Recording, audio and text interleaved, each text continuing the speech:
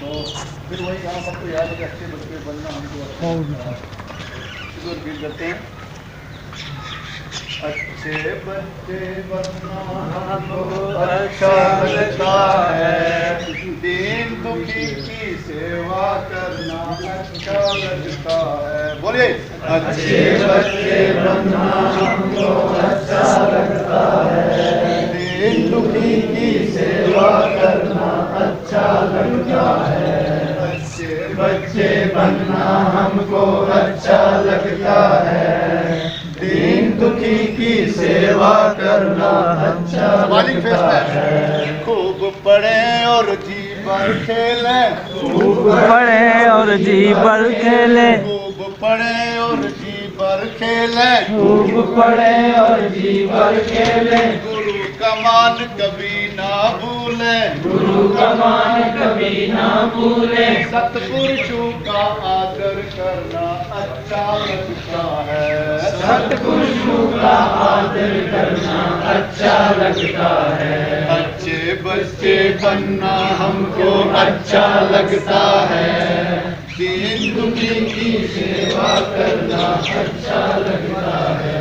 آپس میں ہم کبھی نہ لڑتے, آپس میں ہم کبھی نہ لڑتے, توڑ پھوڑ ہم کبھی نہ کرتے, توڑ پھوڑ ہم کبھی نہ کرتے, انوشاسن میں رہنا ہم کو اچھا لگتا ہے.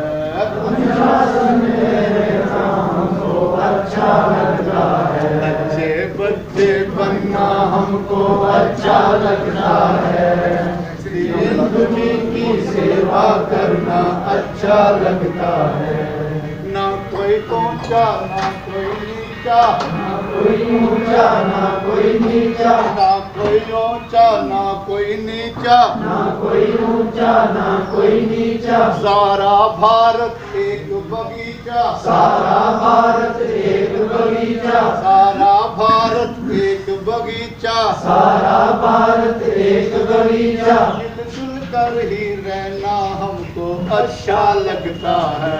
مل جل کر ہی رہنا ہم کو اچھا لگتا ہے. اچھے بچے بننا ہم کو اچھا لگتا ہے, دین دکھی کی سیوا کرنا اچھا لگتا ہے. بچے بننا ہم کو اچھا لگتا ہے, دین کی سیوا کرنا اچھا لگتا ہے.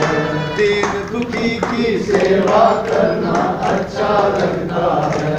اچھے بچے بننا ہم کو اچھا لگتا ہے, دین دکھی کی سیوا کرنا اچھا لگتا ہے. کر کھڑا ہوا ہوں کہ جیسے میرا اپنا مڈل سکول اور اس میں میرے ساتھ میرے کچھ ٹیچنگ سٹاف والے حضرات اور کچھ بچے موجود ہوں, تو بچوں کو مد نظر رکھتے ہوئے چند باتیں کروں گا. اس کے بعد چلو سٹاف سے بھی اگر کچھ ہو سکی تو کی جائیں گی. عزیز طلباء, آپ کو پتہ ہے کہ میں نے قرآن کریم کی ایک چھوٹی سی آیت آپ کے سامنے پیش کی ہے. قرآن کریم اللہ تعالیٰ کا وہ پیغام ہے کہ جس کا ایک ایک حرف ایک ایک لفظ جو ہے وہ سچا ہے اور حقیقت پر مبنی ہے. قرآن کریم میں اللہ تعالیٰ نے سوالیہ نشان لگا کر انسان کو کہہ دیا کہ کیا وہ لوگ جو جانتے ہیں اور وہ لوگ جو نہیں جانتے برابر ہو سکتے ہیں؟ نہیں. اس ایک ہی آیت کے اندر دو چیزوں کو ظاہر کر دیا گیا ہے کہ وہ لوگ جو جاننے والے ہیں ان کا درجہ کہیں بلند ہے, اور وہ لوگ جو نہیں جانتے ہیں وہ کہیں ان سے نیچے اور پست ہیں.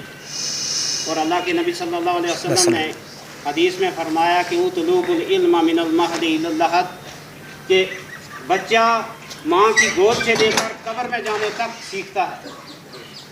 بچہ جب دنیا میں پہلی سانس لیتا ہے اس کو ایک ایکسپیرینس اس وقت بھی ہوتا ہے کہ میں نے انہیل کیسے کرنا اور ایکسہیل کیسے کرنا ہے. اس کے بعد وہ جب دودھ پیتا ہے تو اس کو ہاؤ ٹو سک دا نپل, اس کو یہ ایکسپیرینس ہوتا ہے. اور جب ایک آدمی 100 یا 150 سال عمر پا کر اپنی جان دیتا ہے تو اس وقت بھی ایک ایکسپیرینس اس کو ہوتا ہے کہ ہاؤ ٹو ڈائی, لیکن وہ ایکسپلین نہیں کر پاتا.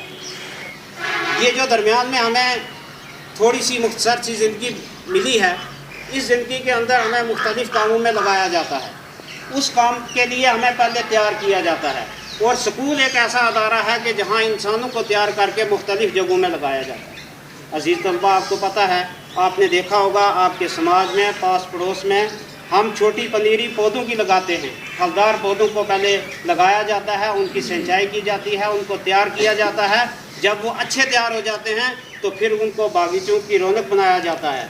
ان پودوں کو لوگ شوق سے لے کر لگاتے ہیں، اور پھر وہ اچھا پھل بھی دیتے ہیں اور سایہ بھی دیتے ہیں، اور لگانے والے کا دل بھی خوش ہو جاتا ہے کہ میں نے اس پودے پہ محنت کی تھی، آج یہ مجھے پھل دے رہا ہے اور آج یہ مجھے سایہ دے رہا ہے۔ آپ بچوں کو ہم نے ایک پنیری کی شکل میں لگایا، یہ کوئی وہ پودوں کی پنیری نہیں ہے، انسان کے بچوں کی پنیری ہے۔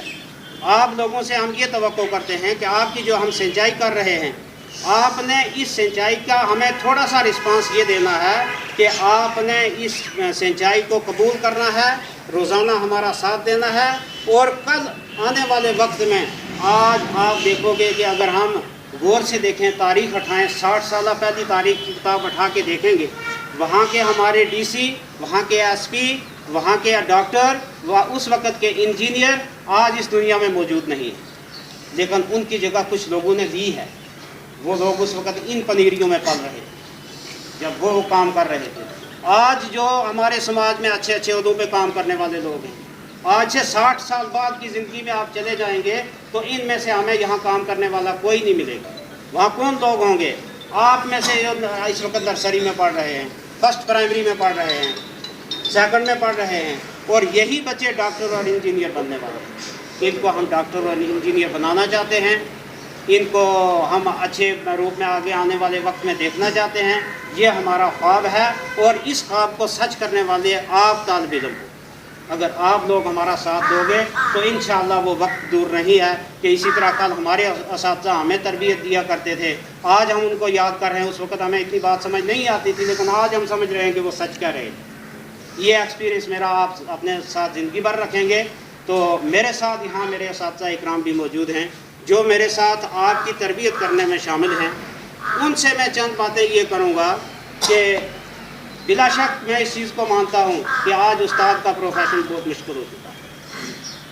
مجھے اس چیز کا اچھی طرح علم ہے کہ آج ہمارا اس سماج سے، اس معاشرے سے تعلق ہے جہاں ٹرک ڈرائیور اور مراسی کو استاد کہا جاتا ہے، لیکن ہمارے کو محتاج قوم بن کے رہتے۔